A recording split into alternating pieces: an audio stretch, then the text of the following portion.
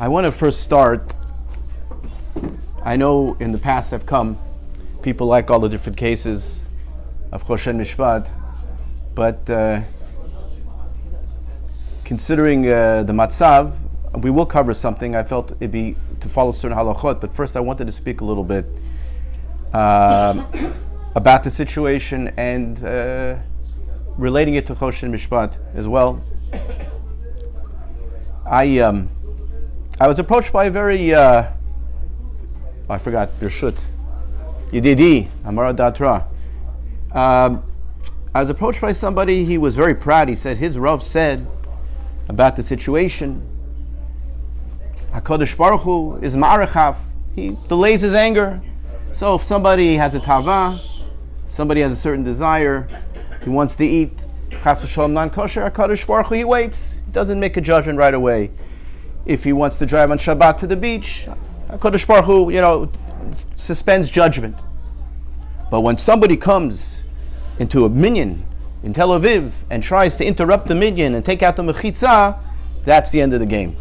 That's what he said, his Rav said. I think it's a terrible, terrible, terrible mistake for many reasons. Number one, we do not know why HaKadosh Baruch Hu does what he does. That's number one. Number two, Be'ikos the Mashiach, the Ramchal tells us in different places in other Sfarim that not everything happens because of schar v'onesh. Not everything that happens is a result of an aveira or aveirot. There's a thing called mazel, that HaKadosh Baruch Hu is moving pieces around. Certain tikkunim have to be done before Mashiach. And this was so big and so bad, it could very well fall into that category. So we don't know. And the worst thing is, if you take that type of attitude, that means all the Shomer Torah Mitzvot, we got our act together, we're fine, it's no problem, it's the Chilonim that are the problem. It's not true. Actually, most of them are Tinok Shinishba. We're not. So that we have a higher responsibility. So, I wanted to maybe just focus on one little thing here and relate it to Choshen Mishpat, of course. And that is, there were two good things, for lack of a better word, that came out as a result. Number one, there's been a tremendous hitararut for mitzvot in Eretz Yisrael, tremendous bikush for tzitzit and filin, which is an amazing thing. And two is, meaning to say, everybody seems to understand now, mostly everybody in Eretz Yisrael, that HaKadosh Baruch Hu is part of the cheshbon. That's a big thing. Even we, at our level, trust me, we don't always realize HaKadosh Baruch Hu is b'cheshbon. And number two is the achdut. It's unbelievable. It's unbelievable, and this should have a permanent effect on us. Let me just point out something to you here, if I may. Yaakov decides, right, Yosef is born, and that's at that point in time, Yaakov decides now he can leave. Now he can go back to Eretz Yisrael, and he's not afraid of Esav, right? So what is Rashi brings a famous Chazal? Mishanolad Stono Shel Esav, the nemesis, the one that can take on Esav, was born, meaning Yosef. It says V'hoya bet Yaakov Eish, right? Yaakov is like a fire. V'Yosef Lahava, Yosef is like a flame, and Esav is Lakash. Esav is like straw. Eish below Lahava eno sholet lemerchok. If you have just a fire without a flame, it doesn't go very far. Yosef goes out. Mishanola Yosef Batach HaKadosh Baruch Hu, he's going to go and he's going to burn Esav, who's like Kash. So Yosef was necessary. Chazal are telling us that Yosef is, this is from the Navi, he's quoting, it's not Chal, it's a Navi, right? It's Novadia. That Yosef is the important person, or Bnei Yosef, that's going to be able to take on Esav. So what is it about? I was bothered by this. After all, Yehuda was already born, right? Yehuda is the beginning of Malchut Beit David. So they already had the house of David. Why do they need Yosef for? What's the problem? So if you look at the name that Yosef got, Asaf es Cherposi, and Unkelos translates it as Kanash, to gather up. If you look at Sefer Bereshit, at the end of the Sefer, all the tachbulat, all the things that Yosef did at the very end with the brothers was ach v'rak, simply to reunite the mishpacha, right? And that is a necessary thing that has to be done in Klal Yisrael, right, before we can go further, right? We all know before Matan Torah, Kish Echad B'Lev Echad, right? That's not just a nice thing. There's no way we could have gotten the Torah. The Torah is one, HaKadosh Baruch Hu is one, we have to be one. It's an absolutely necessary thing. Now, let's just take this a step further because it's an unbelievable thing. Where did Yosef get this midah? He got the midah from his mother. Rachel is called the Akeret Habayit. She is the main matriarch, right? We all say Rachel Imenu, in Yiddish, Tata, Mama Rachel, right? She is the main person of the Imahot that we consider the Akeret Habayit. And there's something that happens in this parsha, just so we understand the Gadlut of Rachel, and where Yosef got this thing from, this character, to be able to gather together. What is the core of that? What is the Yisod? So we have a story here that's just simply unbelievable. We know what to do, Dayan. Reuven comes home with flowers. And Rachel sees the flowers. Rachel says, "Can I have the flowers? Give me the flowers." And she says, "Ham'at kachtei chesishi v'lokachas gam et duduai." You already stole my husband. You want to steal my flowers too? Now, how in the world could Leah say that to Rachel? After all, we know the story. Chazal tell us. The Gemara, the Chumash tells us. She was supposed to. It was her chatunah. She's ready to go down the aisle, however they did it in those days. And Lavan comes, "I'm sorry, my dear. Tonight's not your night. It's Leah's night." She didn't say a word. Not only that, what else did she do? She gave her the simanim, because Yaakov already knew what his future father-in-law was like. And he didn't want to get tricked. So she gave her simanim. So how could Leah even say such a thing? Rachel gave her simanim so she wouldn't be embarrassed. Right? She was even under the bed at night, it says. So she would be answering the question so Yaakov wouldn't know. How in the world could Leah say such a thing to Rachel? It's a very interesting thing.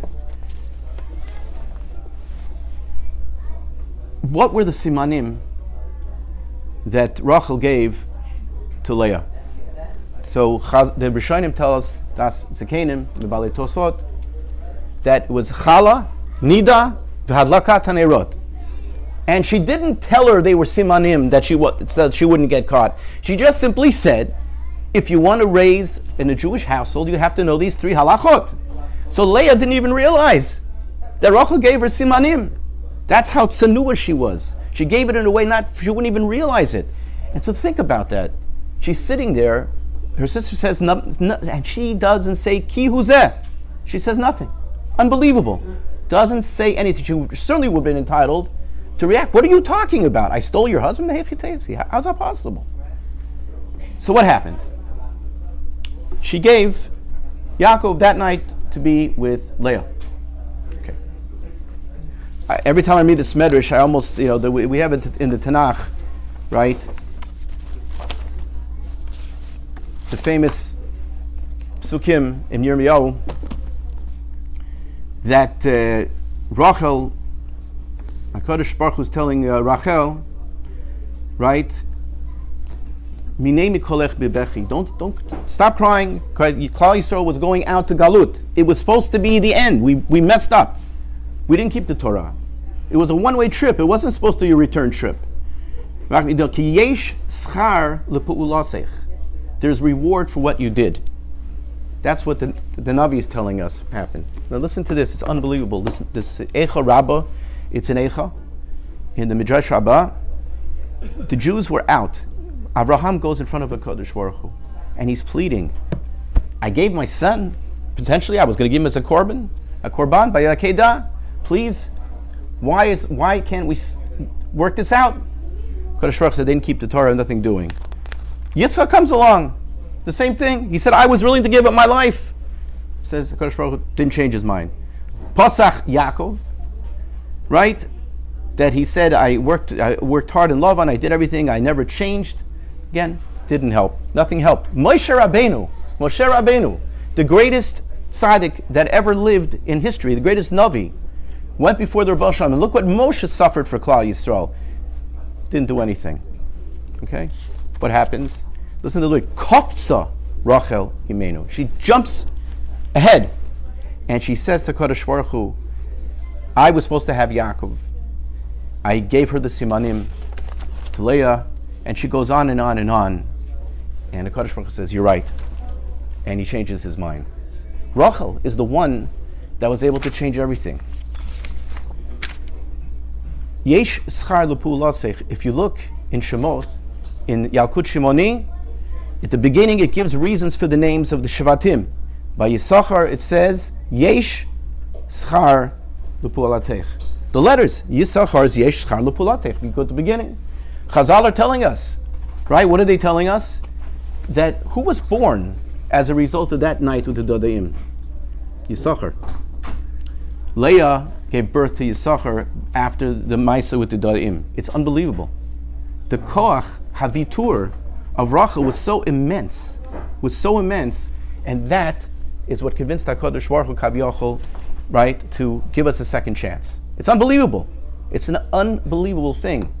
And I saw in a sefer by Rabbi Baruch Finkel, he quotes, someone went to the Sfat Emet, the great Ger Rebbe, and asked why she only was able to give birth, because it says HaKadosh Baruch Hu after the Maisa the Dudaim, right, it says V'yiftach et Rachma, HaKadosh Baruch Hu enabled her to give birth. Why didn't she wasn't zocheh to that at the beginning? She gave the simanim. He says because the second time the level of vitur was so great, it's unimaginable. It's unimaginable that that was when she was zocheh to have Yosef. And just to want to add one other thing, the Gemara in Megillah tells us, in Megillah, that Shaul was a tsanua. Where did he get the tzniut from? Rachel. What's the tzniut of Rachel? She gave the simanim. That's not tzniut. That's rachamim. Right? What's it tzniut? No, because tzniut means not just covering yourself properly. Tzniut means not drawing attention to yourself. Tzniut means to be mevatel yourself completely. That's what tzniut is. And that's why, parenthetically, why Chazal were so worried about tzniut for women more than men. Because the women they look out. They have a maternal instinct. We need that koach. And if they start to focus on themselves, it's all out. So you see the tzniut of Rachel. This is the koach havitur. And I can tell you, I've presided over many Dinei Torah, and there are many times I've seen, especially during COVID, where there was Makat Medina, right? It wasn't anybody did anything wrong, right? The Kadosh Baruch Hu sent the plague. People were mevater. In many cases, they were mevater. It's not always the case, right? We have some very lively Dinei Torah sometimes, very lively. They say the schar for a Dayan is to hear Lashon Hara beheter. But the koach havitur is something immense. I just want to add this before we get started, so you understand where I'm going with this. The Chazon Ish, he has a sefer Emuna Ubitachon. It's an amazing sefer, and he brings Rav Yisrael Salanter. Rav Yisrael Salanter was the great Rav of Musar. He started the Musar movement. He was the Gadol Hadar in learning too. People don't realize that. And he started the Musar because he felt that's what was necessary already in his Dar. And he basically says, and Chazon Ish says, that the only way to acquire Kinyanei HaYira is only to learn Hilchat Choshen Mishpat V'iyun, to learn the laws of Bein Adam L'Chaver in business, and because that way we force ourselves l'shachneya, to subordinate ourselves, and not always be looking about me, what I'm entitled to. As a matter of fact, there's an interesting Gemara in Sanhedrin, I think it's Daf Zayin. The Gemara tells us that whoever loses a din Torah, when I say the word lose, it's not really the right word, okay? It's not the right word. But if somebody had to end up paying something, he should sing a zemer. That's not the minhag today. Don't worry, if you have to come to Bet Din and you can't sing well, no one sings anymore. But why is that? So Rashi explains, why are you singing? Because you should be happy that you're not holding someone else's money, shelo kehalacha. That's the madrega that a Jew is supposed to be on. I'm not saying it's an easy madrega. I'm not saying that at all. It's a very easy thing it's very, very difficult. It's a challenge. I'll tell you a story that happened to me, and then we'll go into the halacha. In Eretz Yisrael, I was there, and I pretty much purchased an apartment. And there was emails sent back and forth between their lawyer and my lawyer to make a haskem. And they said, you know what, Rabbi Schoen can go stay in the apartment now, and they will, and they'll change the title. They'll change in 90 days. The next day, after we went into the apartment, we were already there. The son of the woman that sold it, she was an almanah, a very wealthy family, very chashabu family. He said, "Oh no, my mother made a mistake. It's X. It's supposed to be Y. It was 40% higher." So, I'm thinking to myself, "Wow, okay." So my lawyer calls their lawyer. He didn't. He said, "Listen, if this goes to court, it's over. You have no chance." He said, "Yeah, but Rabbi Schoen's a Dayan. He's not going to Harkaot," which is true. Chas v'shalom. You're not allowed to go to Harkaot. But I figured I would try a different tact. We would write to the mother. My father said, he knew the mother, and write her a letter. Just be a little bit stern. Say, it's. And basically, I dictated an email, and I decided, what am I doing here? I'm basically sending a letter to an almanah telling her that her son is not such a good guy. I said, I can't do that. Even if I may be right, at least I think I am, I'm really right. So I decided not to send it. I felt like almost crying. I felt such a relief. That's the way we're supposed to strive. Not to always go and insist that we have rights on things. This is so important, especially nowadays. Again, that doesn't mean we have to understand that there are gedarim, with all the ichud and achdut. We have to remember that it can't compromise we can't compromise our hashkafot, right, of shmirat mitzvot and everything. But as fellow Jews, even wherever they're holding, we have to get as close as we can to them and try to make them aware of the importance of shmirat mitzvot. Make ourselves also important. All these things are important. It's true. There were nisim v'niflaot that the kibbutzim and the towns that were Shomer Shabbat seemed to be relatively unscathed. But I told somebody, we can make observations, but we can't make conclusions, right? We can't make conclusions. But anyhow, this is just important. We live in a different world. The world we live in today is different than it was a month and a half ago. Not only in Eretz Yisrael, everywhere. Okay, I grew up in the United States. Some of you came from other countries, like New York. No, just kidding. You came from other countries in South America and such, and you might even, growing up here, we never ever thought that we would see something like this. But this is the emet. This is the emet. We have to daven hard. Okay. I might bring a case at the end, just Shashuei Torah, but I wanted to discuss a little bit. I'm okay. I think I'm okay. All right, here we go. Rabbi Almali learned this with us in Kola, so he knows everything on this too, but so if he gives me a hard time, he'll have a little rachmanut. In the area, I wanted to deal with something that involves competition. We all get in business, people that are engaged in business, and you have competition. A lot of times we end up competing with other Jews, many times. And what's the right approach? What's the wrong approach? So there are really four areas of halacha in Choshen Mishpat to deal with this. One is called Ani Mahapech Becharara, which we're going to discuss tonight, Bezrat Hashem. That means interfering in somebody's deal. What does that mean? They never finished the deal. They just agreed to a price, and then you come in and you try to interrupt it and try to take. There was no kinyanim yet. It's Asur Nikra Rasha. We'll discuss that momentarily as Hashem. That's one thing. The other is Yored Lumnat Chavero. That means to actually compete, right? You open up a store, and the guy, whatever he's selling, you want to do the same thing. Then there's another area of halacha called Arufia, which I think is an Arabic word. They came out like that, right? Which means, let's say a guy is an accountant, and he has a client for 30 years, and now you want to take the client. They call it poaching in English, right? And then the last is Ani Menakef Barosh Hazayit. That means you have in the Gemara over there, there's a poor guy, he goes up to the top, it's a tree of Hefker, and he starts shaking, he climbs up, some of these olive trees are very high, 20, 30 feet, and he's shaking, and all the olives fall down, and the guy's walking along it, the one goes, Toda Rabba, takes the olives, right? There was no kinyan, so that's also not a good thing. Okay? Now, let's start with Ani Mahapich Harara, with the Gemara.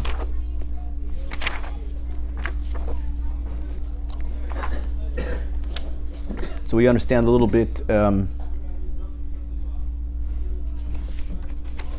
second.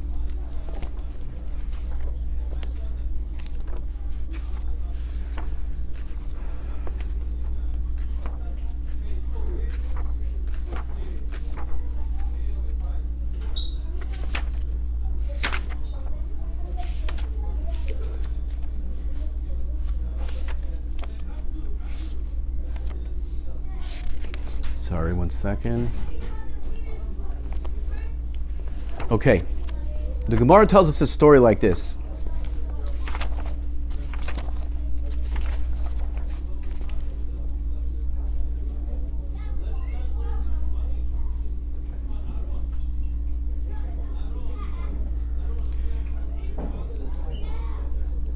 Right, so it says like this. It says, Rav Gidl was mahapech, he was endeavoring. Only mahapech hara really means, literally, a poor person chasing to get a biscuit. But it just means, mahapech means someone is doing tircha to try to get a deal. So he was mahapech, he was involved. Bahayi Ira, he went and he bought a piece of land. And Rabbi Abba came along and he bought it. In other words, there was an agreement on price. There was an agreement on price, but there was no kinyan. They agreed to a price, whatever it was. Now, before they closed the deal, meaning with the contract or whatever form of kinyan that would be needed, Rabbi Abba came along and he bought it before Rav Gidl could get a hold of it. Also, Rav Gidl kiblu Rav Zera. Rav Gidl went to Rav Zera. Also, Rav Zera kiblu Rav Yitzchak Navcha. They went to Rav Yitzchak Navcha. He says, wait till he comes up to us at the regel. We'll deal with it then. So he came up. And they asked Rabbi Abba, Oni mahapich b'charara uba acher v'notla. Somebody is trying to get something and somebody else comes along and takes it. Right? My omerle. What's the halacha? So Rabbi Abba says he's a Rasha. He says, that's really good. So why did you do what you did? He says, I had no idea. Lo hava yodana hashinat, right? Nisolale. So they said, okay, but now that you know that he was trying to buy the property, sell it to him. So he says, I'm not going to sell it to Ara Kamaisahi Veloy Misomna Milsa. It's a bad mazal to sell the first property that you bought. But he said, I'm not going to keep it. He could take it for a gift. But he just didn't want to sell it. Give it to him as a gift. Rav Gidl loy nachasla. But Rav Gidl wanted to take it as a gift. Why? Sone matana yichya. Right? Sone matana yichya. Right? It tells us, right, that person that should not take gifts. So what happened was the field just stayed like this. Nobody took it. He didn't want to sell it. He wanted to give it as a gift. The other side, he didn't want to take it as a gift. So nothing ever happened at the end of the day. And what happened was they called Mitkari Aro de Rabbanan. It was called Aro de Rabbanan. So that's the story in the Gemara. Okay? So there's a concept again where you have two people that they agree on a price, on a deal. There is no kinyan. You all know in halacha, right? A deal where you can't go back on it anymore is after a kinyan is made, except under certain circumstances. They agreed on the price. So if somebody agrees on a price and now you come along and say, listen, I want to take the property. Even if you want to pay him more, it's still oni mahapib charav because they agreed to a price. Now, nikra rasha, right? Most people rule that it's not actionable in Bet Din. There are many halachot in Shulchan Aruch like this, where a guy does something bad, he's nikra rasha, but Bet Din cannot force him to give back the property. Okay? They're two separate things. So Rashi explains why is it that it's called nikra rasha. Rashi says, sheyored l'chaye chavero. That he interfered in his friend's parnasah. Okay? That's what Rashi says. However, Rabbeinu Tam says no, depends. And he brings different rayot from the Gemara, etc., that it's not because, it's only in the case where the guy who's getting the deal, it's not a mitzia or hefker. Why? In other words, if it's something that can't be obtained somewhere else, then he said there is no din of oni mahapich b'charara. It's only when the guy is paying a regular price and you could get the same deal somewhere else, so then that's nikra rasha. But if it's a mitziyah, and we'll see what that means in a minute, but literally if it's something that's it's free, you're finding something on thing or matana or a gift, something of that nature, that you can't get elsewhere and you have a right, that's not called rasha. That is the machloket between Rashi and Rabbeinu Tam. Now, many of the Rishonim say that this halacha, Sorry about that. I got too many storm here. Okay. That this halacha is based on what we call lifnim mishurat hadin. What does that mean? We know there's a concept that we're supposed to, even though the halacha may dictate a certain thing, but sometimes you're supposed to go beyond the halacha. And some of the Rishonim compare it to bar mitzvah. Are you familiar with the din of bar mitzvah? I'll tell you very briefly. Bar mitzvah is, let's say you have a property. And that property, the property next door to you, is being sold. The neighbor, that's only if he wants to combine the properties. In the case of the Gemara, it's sadot, it's fields, but it also applies to houses. If you're going to combine the houses, if somebody else buys the property, you have a right to take it from them, and he has to sell it to you. It's called bar mitzvah. Today, if you're the neighbor. If you're the neighbor, exactly. And it's also if you're going to combine the properties, or they're combinable. It's based on va'asisa hayashar v'hatov. That's what the Gemara in Kufchet Amad Aleph in Bava Metzia says. And what is that, right? So we have a concept throughout Shas of lifnim mishurat hadin, but in most cases it's voluntary. You should act that way. Here, Chazal in Bar Mitzvah, they said we're going to make it a halacha.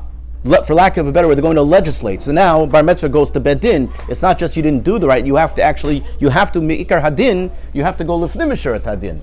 So they want to say that's more or less the same. So why is that, by the way? Except there's an exception to the rule.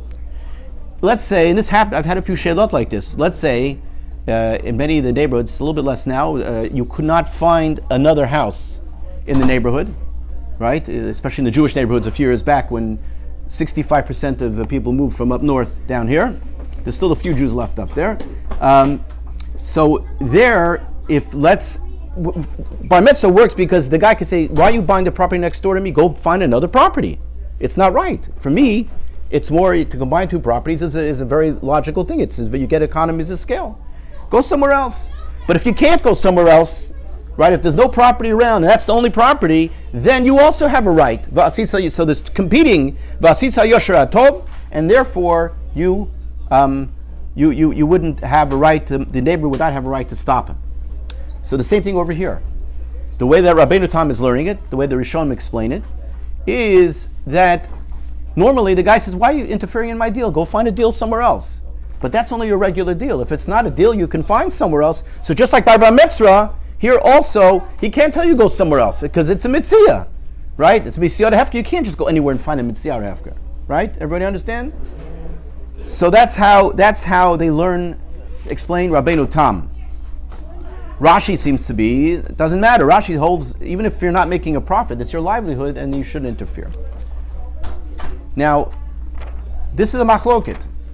And as probably Rabbi Yomola remembers, for the Sfaradim, Mechaber Maran is very machmir. So we can do it to you, but you can't do it to us. It seems that Maran is paskening, is ruling like Rashi.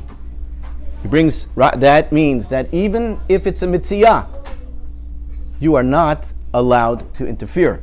And you kre Rasha, or Rasha, right? Right, the Mechaber.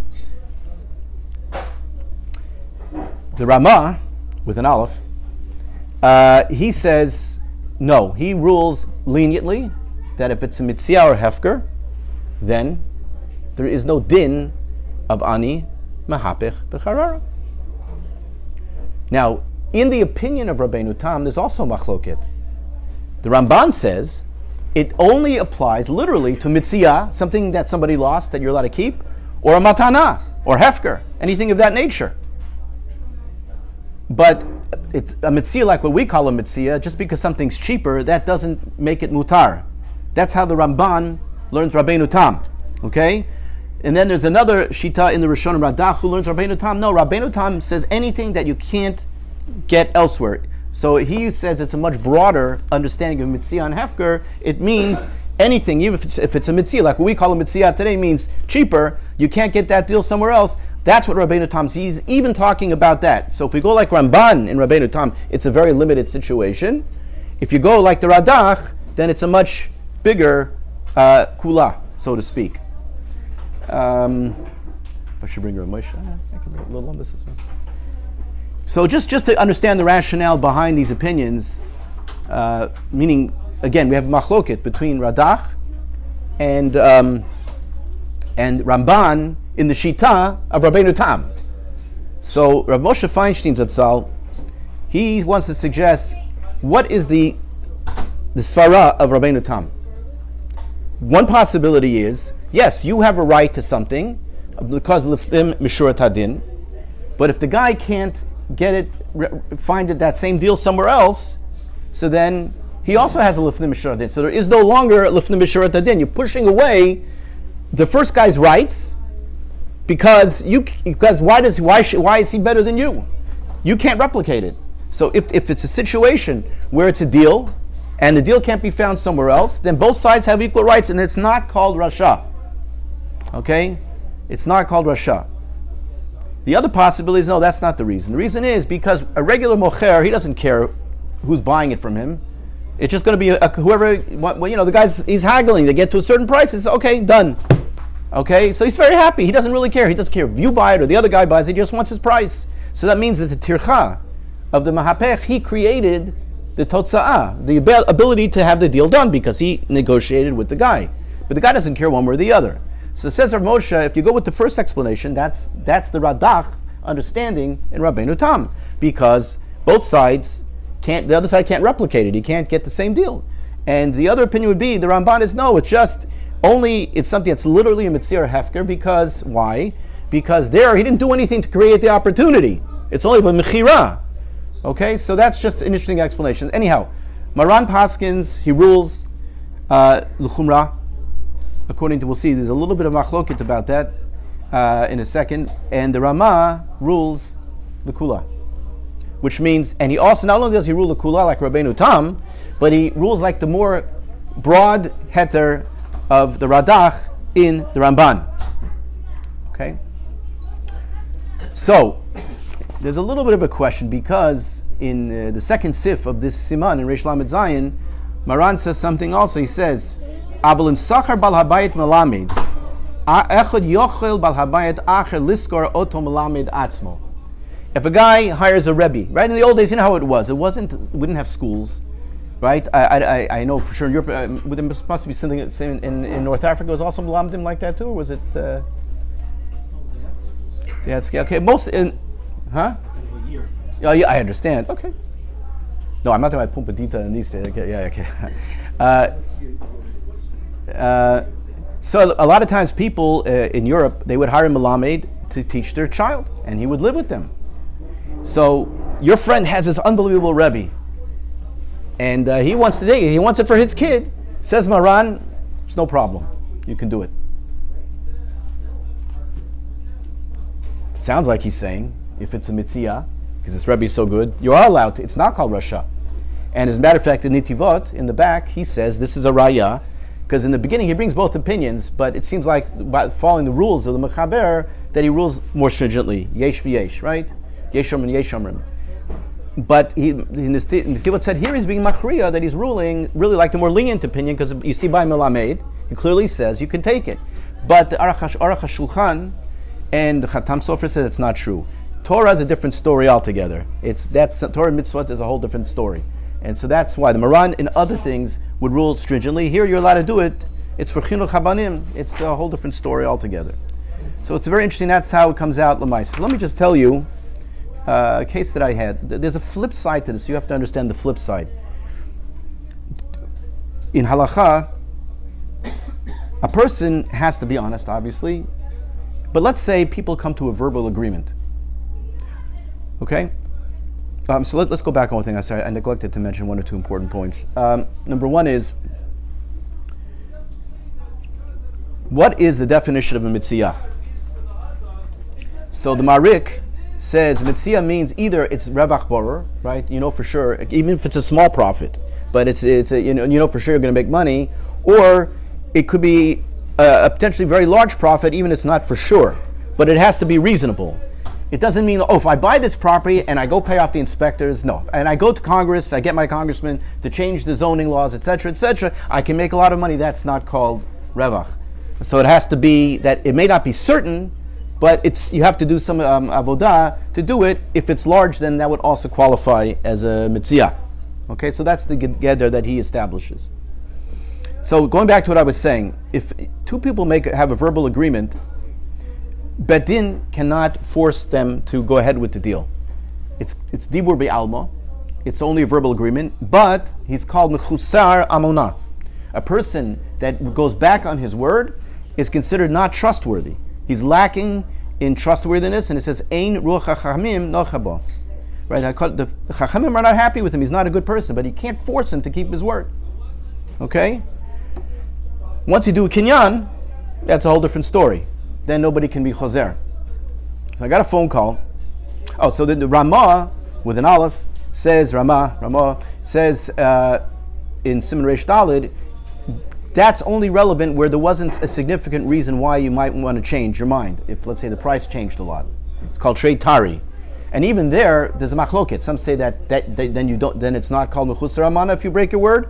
And some say no, even there it is. And Ramah says to be machmir, that one should be machmir.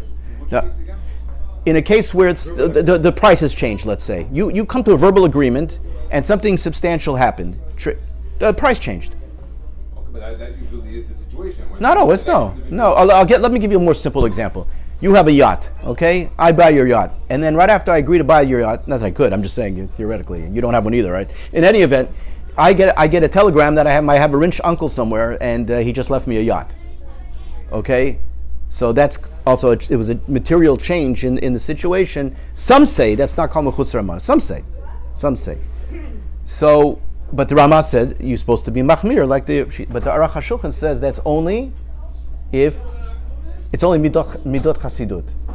Midot chasidut. So I had a case like this. Somebody called me from not in Florida, somewhere else in the Midwest. And he was selling a house, and he had 3 people look at it, friends of his, and then nothing was happening, and then he hired a broker. But he told the broker, look, if anybody of those 3 come, then I'm not meshubad to you for the commission. That's fine, good. So one of the guys that originally looked, they came to a verbal agreement, and he asked the seller to send over a contract. And the seller didn't sign anything. He sent over a copy of a contract, and literally right away, the broker called up, but somebody wants to buy the house. Even with the commissions, it was a better deal for the seller. So he called me, and he asked me if this is a problem with mechusar amana. Now, I just want to, why am I bringing this in? Because the flip side of this is the broker being over ani mahapich b'charara, because she's getting interfering in a deal where 2 people already agreed to something verbally. They agreed to a price. Okay, you hear it? There's 2 sides to this. So I said like this. I said, first of all, I can't tell you to be a chassid. The Aruch HaShulchan says it's only midot chasidut. 2 is, the reason there's an idea of mechusar amana is because there's svichat dat. The person really believes he's going to get what you said you're going to agree with. For example, if it's a matana mu'etet, if it's a small gift, let's say, right, and then you retract, then there's mechusar amana. But if it's a matana meruba, the guy doesn't really believe that you're going to do it. So there's no svichat dat, and consequently there would not be mechusar amana. In real estate, especially if it's industrial or commercial, but even regular, we all know that people sign on to things, and a lot of times it doesn't go through. There's a lot of contingencies that people have to go through, finance contingencies, inspection contingencies, v'chule, v'chule. So people don't really have, in my opinion, smichat dat to that degree that something may not change. And therefore I told him, look, I said, I think that it would be mutar for you to do that. And I don't think it was only mahapich also as a result of that. Okay, so that was the case that I had to really. I'll give you one case that has nothing to do with this because I know everybody likes cases. I was in Eretz Yisrael, and the lawyer I mentioned to you earlier in the story, he asked me a sheila. He was in Eilat. That wasn't the sheila, by the way, but he was in Eilat. And he bought an iPhone. That also wasn't the sheila. I have one. I have a filter, but here I'm a Dayan. In Eretz Yisrael, I'd be pasul this. Exactly. That was the next question. Wait, so he bought a friend a phone. He bought a. That also wasn't a sheila. He bought a phone for somebody that he knew. He FaceTimed this person, and they saw the phone, and they Eilat at the canyon, and they bought the phone. Now he's an orach din. As you said, there's no tax in Eilat. This also wasn't the sheila. Right? He gave it to his friend to take on the plane because he's a lawyer. He didn't want to, if the meches sees, it's not going to look so good for an orach din. That wasn't the shayla either.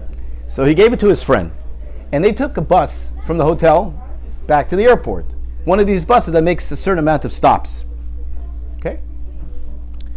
So he didn't know that his friend took the bag, that his carry-on bag that he put the phone in, and he put it under the bus. They have a place for mizvadot under the bus.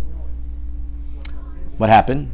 They get to the airport. There's no bag. It's gone.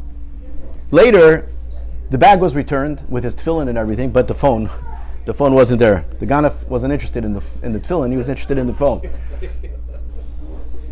didn't want mitzvah hababa avera. Okay, so he asked me, whose problem is this? So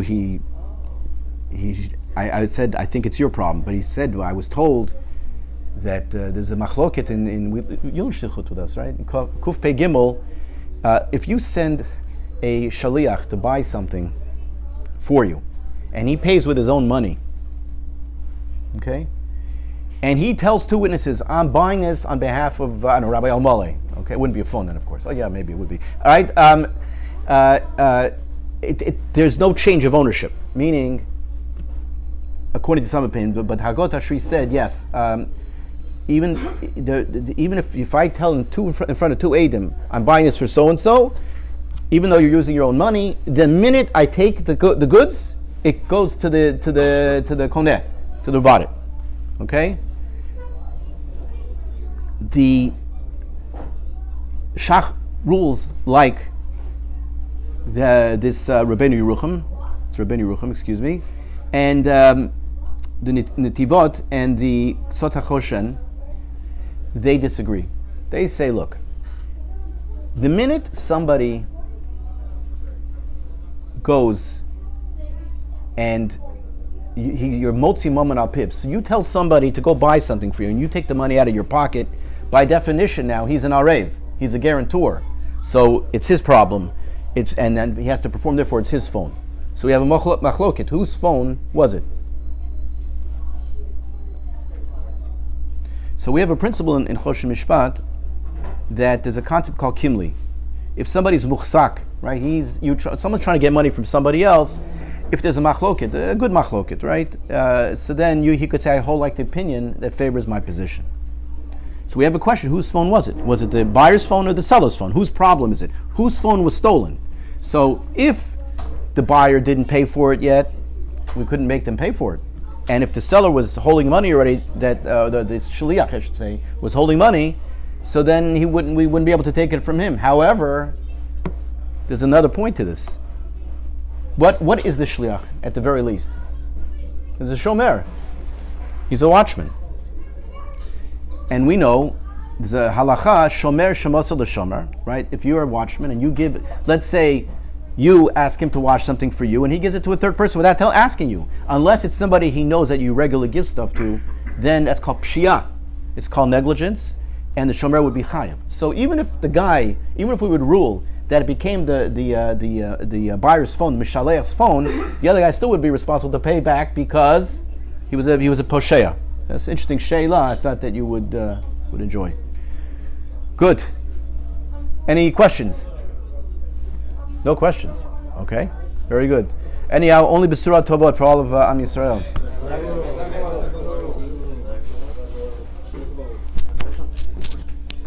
Somebody who plays with us.